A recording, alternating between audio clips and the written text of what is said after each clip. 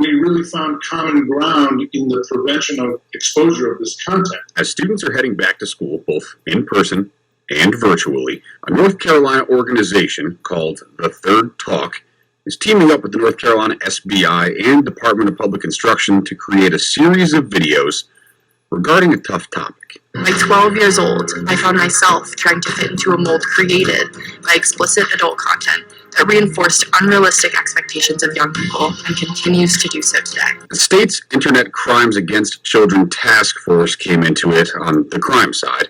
We work with our law enforcement partners every day across the state to ensure the safety of our young people online and to aggressively pursue individuals who want to harm children. The Third Talk focuses on the health and safety of children who encounter explicit adult content. It affects the brains of our young children. It does this by releasing adrenaline, testosterone, and dopamine together in a chemical combination that mirrors drug ingestion. Founder John Van Arnam says the average age of first exposure is 11 years old. Meaning anywhere between 8 and 14 would be considered normal. And if that exposure, he says, makes it easier for predators to groom them.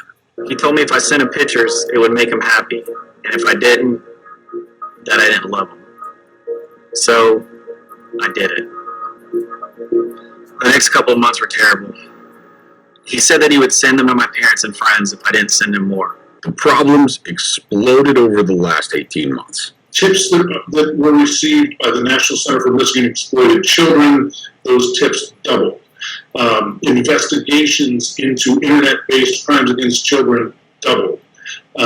Arrests made in the state of North Carolina during the pandemic doubled. And that's why everyone involved in the project believes every child needs to be told about this kind of content they could encounter online before it happens by an adult they trust. Parents will tell me that this topic is incredibly distressing to them, very difficult for them to bring up, and is scary. And for that reason, a lot of parents don't talk about it. Released just in time for the start of the school year, it's a 7-part series. This has ramifications in human trafficking and all sorts of other criminal activity online. Helping adults figure out how to start the conversation. He told me I was pretty and that he loved me.